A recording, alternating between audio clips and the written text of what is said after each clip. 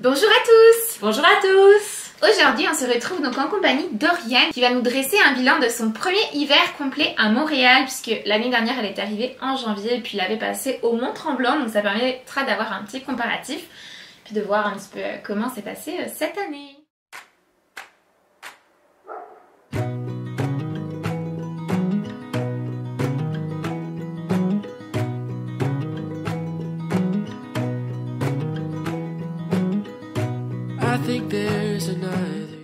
Bien contente de pouvoir faire un petit bilan avec vous et justement vous expliquer mon ressenti de mon premier hiver au Canada. Du coup, est-ce que tu peux peut-être nous expliquer un petit peu de manière générale comment est-ce que tu as vécu cet hiver, comment ça s'est passé, et puis voilà, vraiment quelques mots pour expliquer un petit peu ton ressenti. Oui, c'est vrai que l'année dernière j'étais arrivée à Mont-Tremblant à la mi-janvier et cette année donc je suis arrivée à Montréal dès le mois de septembre. Donc j'ai pu voir l'entièreté de l'hiver canadien cette année. C'est vrai que ça a un peu mal commencé parce qu'on a eu de la neige, je pense, à partir du mois de janvier. On n'avait même pas de neige pour Noël. Donc c'est vrai qu'en France, on sait que maintenant ces dernières années, enfin même depuis quelques années, on n'a plus de neige à Noël. Donc là, j'étais vraiment contente d'être au Canada et à Montréal pour ça cette année. C'est vrai que j'étais un peu déçue. Donc voilà. Ouais, c'est vrai que cette année l'hiver est arrivé super tardivement et que voilà, c'est vrai que je pense qu'on a eu des premières neiges. Non, on a eu des premières neiges, on va pas mentir quand même, fin octobre. Mais vraiment l'arrivée de la neige officiellement du coup à partir de mi-janvier. Est-ce que tu as trouvé comme l'hiver super froid cette année ou c'était comme peut-être comparativement à l'année dernière où tu as quand même vu une certaine partie, même c'est sûr que tu étais à Mont-Tremblant, mais est-ce qu'il y a une différence marquante par rapport à cette année? C'est vrai que de manière générale, il y avait quand même beaucoup plus de neige déjà l'année dernière que cette année. Après l'année dernière en neige c'était record, mais on a eu vraiment comme beaucoup de neige jusque je pense avril. Dans les jardins c'était impressionnant, on n'a pas vu la pelouse avant ça. Cette année déjà en termes de neige on en a eu quand même assez peu. On a eu dès qu'il se met à neiger par contre c'est impressionnant parce qu'en une nuit le lendemain c'est recouvert de neige. Mais cette année, les températures ont été beaucoup plus élevées, donc au final, la neige a beaucoup moins tenu. L'année dernière, on a eu quand même comme une semaine, enfin quelques jours, on était comme à moins 30, moins 40. Et je me rappelle que c'était assez violent, surtout que moi j'étais à Mont-Tremblant. À ce moment-là, j'avais pas de voiture, fallait prendre le bus, il était en retard. J'avais mes cheveux qui avaient gelé, et j'appelais mes parents en disant « Ah, je veux rentrer, j'en peux plus, c'est un pays de fous, etc. » Et encore, les Canadiens me disaient « Ah, mais cette année, ça dure une semaine, normalement c'est... » comme plusieurs mois ou au moins un bon mois où ça dure, où c'est comme ça. Donc déjà l'année dernière on pouvait s'estimer heureux, mais cette année on n'a même pas eu ça. Je pense que le plus froid qu'on a eu c'était comme moins 15, moins 20. Mais encore c'était vraiment pas comparable. C'est surtout qu'on a eu des jours avec du vent et c'est là où on a le ressenti le plus froid. Mais sinon non, franchement niveau équipement et tout ça c'était vraiment pas comparable par rapport à l'année dernière. Je me permettrai juste de rajouter que c'est un hiver vraiment record, que je crois que c'est le plus chaud hiver que depuis 1910, quelque chose comme ça. Donc pour dire que c'est vraiment record, donc c'est pour ça qu'on a peut-être des commentaires comme ça cette fois-ci. Et du coup sinon au niveau des activités, est-ce que du coup quand l'année dernière t'étais à Mont-Tremblant, t'avais pas forcément pu voir un petit peu Montréal animé, ou est-ce que t'as pu tester de nouvelles activités peut-être cette année?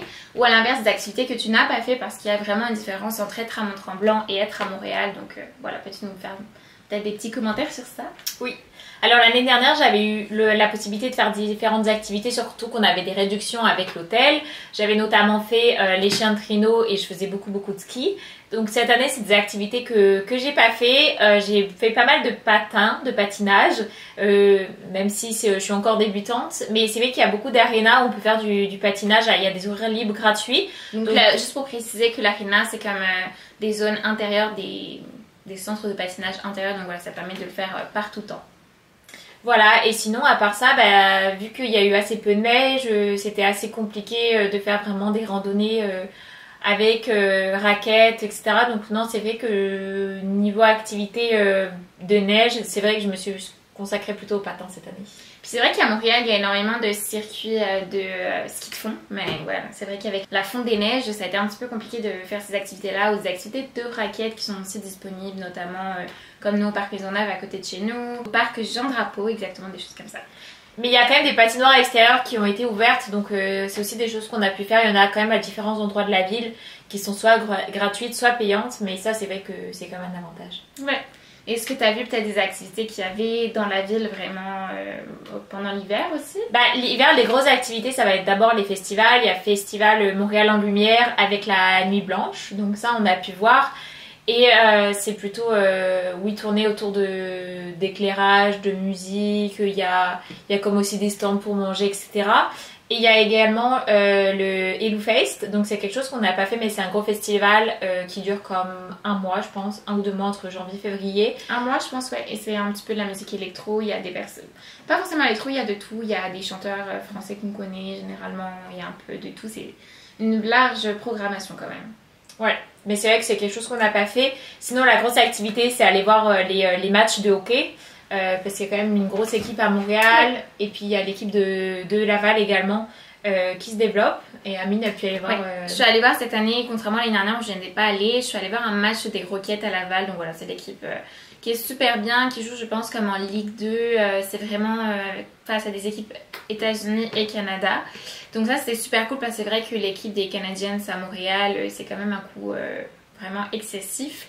Et puis c'était vraiment une super ambiance, puis il y avait plein de supporters, je m'attendais pas à de telles ambiances, donc c'est vraiment une super activité à faire l'hiver. Ouais. Sinon maintenant, au niveau des équipements, est-ce que par rapport à l'année dernière, tu as dû racheter des choses? Est-ce qu'il y a des choses, tu t'es rendu compte finalement, tu les avais achetées au début, mais elles sont pas forcément utiles? Voilà, est-ce que tu as des choses peut-être à nous dire de ce point de vue-là? Bah, c'est vrai que l'année dernière, déjà j'avais ramené mes pantalons de ski et c'est vrai qu'il y a eu des fois, vu que j'étais à Mont-Tremblant, il fallait marcher longtemps, etc. Donc je les utilisais avec une grosse doudoune polaire qu'Amine avait pu m'acheter ici. Et j'avais acheté également des chaussures d'occasion et mon grand manteau d'hiver. L'année dernière, je l'ai beaucoup utilisé. Cette année, finalement, mes bottes, je les ai utilisées, je pense, comme moins d'une semaine. Le reste du temps, j'ai utilisé mes bottines classiques que j'avais achetées en France. Et pour le blouson, c'est la même chose. Je pense que j'ai sorti mon blouson d'hiver, peut-être 2-3 jours pour faire genre. Mais sinon, j'ai utilisé également mes vêtements français. Donc non, là-dessus... après, je les ai utilisés l'année dernière, donc je peux pas dire que j'avais acheté pour rien. Mais cette année, tout est resté au placard. Ouais, je pense que c'est peut-être ton cas aussi. Mais moi, les sous-vêtements thermiques, mettre sous mes pantalons et tout ça, des grosses chaussettes spécifiques, c'est pas des choses que j'ai sorties. Mais c'est encore à mentionner que c'est vraiment quelque chose qui est exceptionnel. On a eu des chutes de neige importantes, mais entre ces chutes de neige, c'était les températures remontées, puis il n'y avait rien du tout pendant plusieurs jours, voire semaines. Donc c'est vrai que du coup, tout fondait. Ou de moins, c'était bien déneigé, donc on n'avait pas besoin d'équipement spécifique. Puis voilà, je pense que l'hiver, on a eu quand même entre moins 10, moins 15. Mais c'est rarement tombé en dessous de ça. C'est vrai que l'hiver a quand même été moins froid et moi je trouve que quand même pour Montréal c'est dommage quand on n'a pas autant de neige parce que l'ambiance n'est pas la même, les gens ils font vraiment beaucoup d'activités quand il y a de la neige et du coup cet hiver ça a un peu perturbé tout le monde. Donc on va voir, espérons que du coup on a un peu moins de pluie pour le mois d'avril, etc. Et puis que l'été arrive avant parce que je pense que du coup tout le monde en a un peu marre. Normalement c'est avril, il fait pas beau mais on passe vraiment de la période neige, grand froid où la neige fond, on a de la pluie et après ça revient directement l'été. Mais là, du coup, tout le monde est un peu perturbé, on sait pas trop comment ça va se passer. C'est vrai qu'à Montréal, le printemps, c'est pas forcément une vraie période, c'est ça. C'est généralement vraiment comme transition hiver-été. Ça peut être comme brusque parce que parfois on passe comme de 5 degrés à 25-30 degrés. Donc la transition est un peu brusque. Mais c'est vrai que oui, il faut pas penser que tout le monde on n'est pas content d'avoir eu un hiver comme ça. C'était assez frustrant, on a l'impression de ne pas avoir vraiment profité. Moi j'ai l'impression de pas avoir profité des activités d'hiver parce que dès que tu veux aller faire une randonnée, en fait, tout était déjà fondu. Même des randonnées étaient complètement fermées parce qu'il faut savoir que comme la neige fond, c'est quand même à moitié inondé. Donc il y a plein de choses qu'on n'a pas pu faire. C'était assez dommage. Mais bon, c'est comme ça. Il faut voir comment se passera les prochaines années. Et puis... Voilà. Le point positif, c'est quand même que quand on allait au travail le matin, même tôt le matin, on n'avait pas trop froid et on n'était pas avec nos grosses bottes de neige à marcher dans la neige. Donc ça, c'est quand même le point positif de cet hiver. Mais ouais, c'est vrai que pour le reste, c'est un peu dommage. Exactement. Est-ce que sinon, tu aurais peut-être juste pour finir un conseil à donner aux nouveaux arrivants qui souhaitent venir à Montréal, leur expliquer peut-être comment toi, tu as vécu ça et peut-être si tu as des recommandations à faire pour qu'eux passent aussi un premier hiver agréable à Montréal? Déjà, peut-être au niveau de l'équipement, je pense n'achetez pas des choses supplémentaires avant de venir. Vu des hivers comme ça, peut-être attendez un peu avant d'acheter ou sinon achetez peut-être en friperie parce que vous allez l'acheter moins cher, surtout si vous restez moins de temps.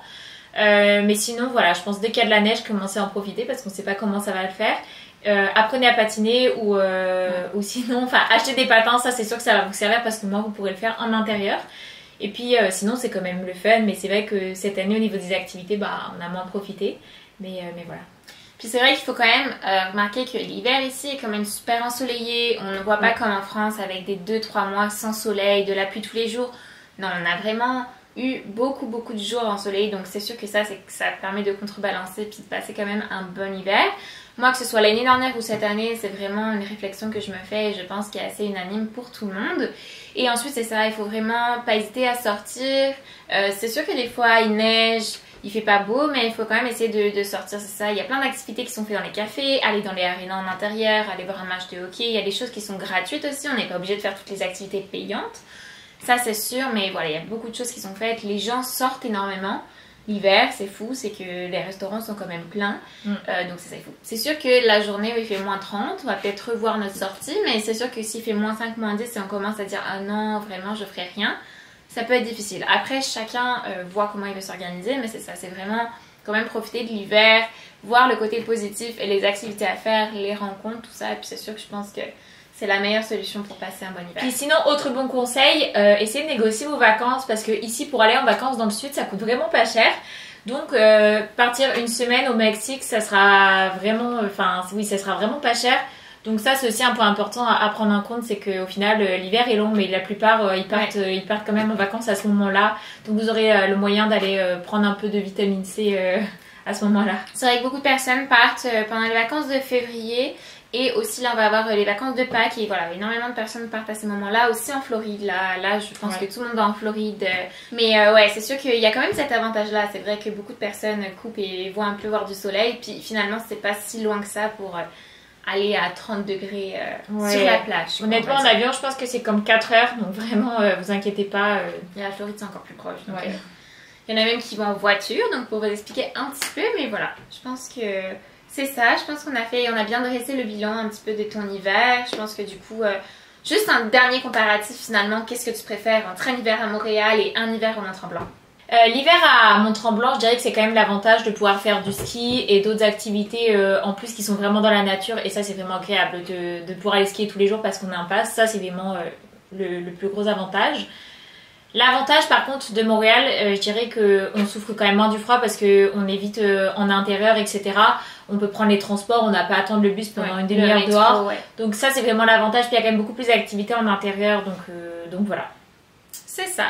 Bon bah je pense que merci Oriane d'avoir participé à cette vidéo. Puis n'hésitez pas à vous abonner, à liker puis à commenter. On a plein d'autres idées qui arrivent et en tout cas... on continue nos aventures à Montréal et pour l'instant tout se passe très bien. Gros bisous. Merci salut. à vous. Au revoir.